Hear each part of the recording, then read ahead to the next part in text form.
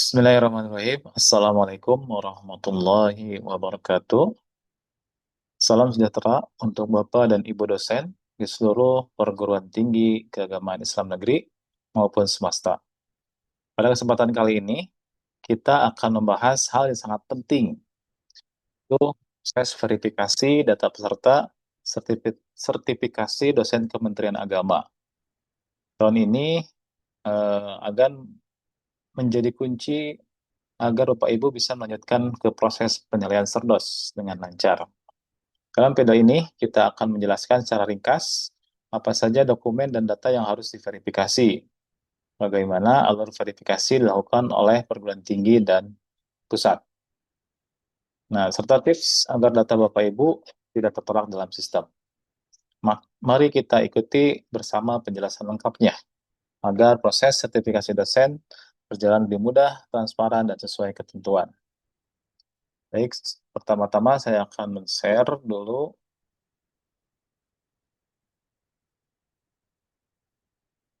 Nah, Bapak Ibu, calon peserta Serdos Kemenak tahun 2026, yang ini adalah tampilan dari aplikasi sertifikasi dosen bagian admin.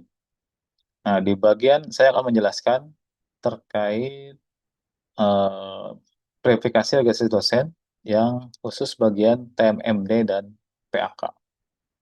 Nah, di sini ada 3 isian yang harus Bapak Ibu isi. Pertama adalah SK TMMD, yaitu kepanjangan dari tanggal mulai menjadi dosen. Nah, pertama kita harus upload apa saja yang harus diupload di TMMD. Yang kedua ada di SK Jabatan Akademik Dosen pertama. Yang ketiga ada di SK Jabatan Akademik Dosen terakhir. Mari kita simak penjelasan saya yang ada di dalam slide PowerPoint berikut. Baik, saya akan bahas pertama. Nah, ini adalah ketentuan pengisian aplikasi sertifikasi dosen.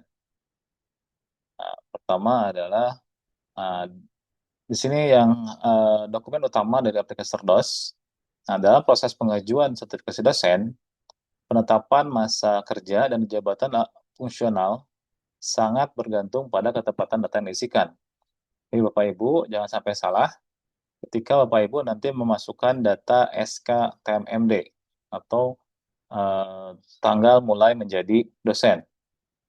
Yang kedua, nanti Bapak Ibu menguploadkan SK jabatan akademik pertama. Yang ketiga, yaitu memasukkan data SK jabatan akademik terakhir. Nah, kita akan simak bagaimana penjelasannya. Nah, di sini adalah 3 dokumen dari kunci sertifikasi dosen. Yang pertama adalah 1 SK TMMD. Di sini adalah merupakan surat keputusan terhitung mulai masuk menjadi dosen atau tanggal mulai menjadi dosen. Ini acuan utama untuk masa pengabdian terhitung sejak resmi diangkat sebagai pendidik di perguruan tinggi. Yang kedua adalah SK Jabatan Akademik Dosen Pertama, yaitu merupakan surat keputusan jabatan akademik dosen pertama kali. Yang pada umumnya adalah SK Asisten Ahli, yang menandai dimulainya karir akademis dosen. Nah, kecuali untuk PNS yang mutasi dari tendik menjadi dosen. Itu dimasukkan SK jabatannya tergantung dari SK mutasinya. Apakah mulai dari asn ahli atau bisa juga jadi mulai dari lektor. Yang ketiga adalah SK jabatan akademik dosen yang terakhir. Nah, ini adalah merupakan SK surat keputusan jabatan akademik dosen yang paling baru yang dimiliki saat ini. Misalkan lektor atau lektor kepala atau profesor, tapi nggak mungkin profesor ya. Oke, kita lanjut. Karena kalau profesor pasti harus terus dulu. Kita lanjutkan. Nah, di sini ada ketentuan menurut status dosen. Dan status dosen yang ada sekarang yaitu ada PNS atau PPPK atau P3K, dan selanjutnya adalah dosen tetap non-PNS. Jadi kita lihat bagaimana cara pengisiannya. Nah, ketentuan pengisian dosen PNS yang pertama adalah dosen PNS ya. Nah, pertama untuk SKTMMD-nya yaitu atau tanggal mulai menjadi dosen diisikan sesuai dengan terhitung mulai tanggal pada SK PNS. Jadi Bapak Ibu silakan cari ada tulisan terhitung mulai tanggal berapa pada SK PNS ya. Jangan sampai salah. Itu untuk yang PNS. Dan penetapan ini menjamin keselarasan antara riwayat kepegawaian ASN dan data portofolio dosen pada sistem sister atau Predikti. Nah, tadi untuk dosen yang berstatus mutasi diisikan dengan TMT SK mutasi menjadi dosen. Itu adalah SK TMMD-nya untuk yang mutasi dari tendik ke dosen. Yang selanjutnya adalah pengisian SK jabatan akademik pertama. Nah, untuk yang SK jabatan akademik pertama itu TMT-nya dihitung atau terhitung dari SK asisten ahli pertama. Nah, untuk yang selanjutnya yaitu jabatan akademik terakhir diisikan dengan TMT serta nomor SK jabatan fungsional yang paling mutakhir atau yang paling akhir.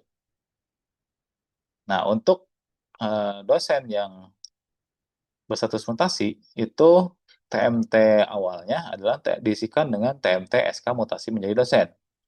Untuk yang jabatan akademik terakhirnya, untuk yang mutasi itu sesuai dengan SK Jafung yang terakhir. Itu ketentuan untuk pengisian dosen PNS. Yang selanjutnya yaitu ketentuan untuk pengisian dosen yang P3K. Nah, SKTMMD-nya, SK tanggal mulai menjadi dosennya, yaitu diisikan menggunakan yang SK DTBPPNS. Kalau P3K-nya beralih dari dosen tetap bukan PNS. Nah, tapi kalau yang statusnya tidak dari dosen tetap bukan PNS, maka SKTMM-nya mulai dari dosen P3K, SK P3K-nya. Nah, ini bertujuan untuk apa? Agar rekam jejak masa pengabdian sebagai dosen tetap sebelum beralih ke formasi P3K tetap terakomodasi. Itu yang dosen yang P3K yang sebelumnya merupakan dosen tetap bukan PNS. Jadi SKTMMD-nya bisa diisikan dengan TMT dari SK DTBPNS. Nah, selanjutnya untuk yang pengisian SK jabatan akademik pertama dan terakhir, itu diisikan dengan SK jabatan fungsional saat pengangkatan formasi P3K. Nah, ini pengisian ini memastikan kepatuhan administrasi terhadap keputusan formasi ASN P3K yang berlaku.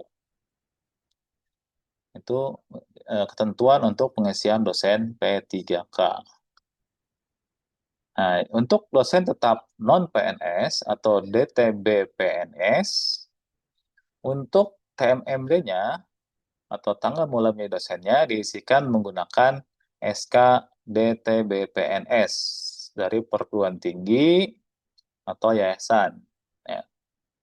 Jadi TMMD-nya atau TMT-nya itu terhitung dari SK DTB-PNS-nya. Ini pengisian ini menjadi tolak ukur keabsahan status dosen tetap pada basis data Predikti. Nah, untuk pengisian SK jabatan akademik pertama, yaitu diisi dari SK asisten ahli semenjak resmi diangkat menjadi DTBPNS. Ya. Jadi perhatikan SK jabatan akademik pertamanya itu ketika Bapak Ibu dosen DTBPNS itu menerima SK asisten ahli semenjak resmi diangkat menjadi DTBPNS.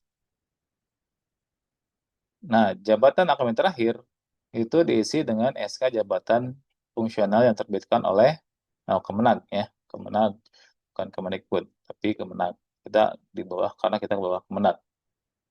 Nah, ini merupakan kriteria atau pengisian untuk dosen tetap non PNS. Nah, ini merupakan matrik ringkasan ketentuan dari status dosennya. Kalau PNS, SK TMMD-nya yaitu terhitung semenjak SK PNS, atau TMT-nya adalah TMT SK PNS. Jabatan akademik dosen pertamanya yaitu SK asisten ahli yang pertama. Lalu SK jabatan ahli terakhir adalah jabatan fungsional yang terakhir yang didapat. Untuk P3K, SK TMMD-nya yaitu diangkat dari SK TMT dari SK DT BPNS. Ya, SK dosen tetap bukan PNS. Nah, untuk SK jabatan akademik dosen pertama yaitu SK dari jabatan fungsional saat formasi P3K. Yang jabatan akademik dosen terakhirnya juga sama, jadi SK jabatan fungsional saat formasi P3K.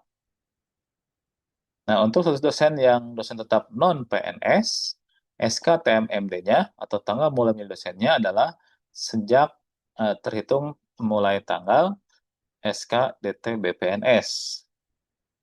Nah, untuk SK jabatan akademik dosen pertamanya, yaitu semenjak SK AA asisten ahli semenjak DT BPNS.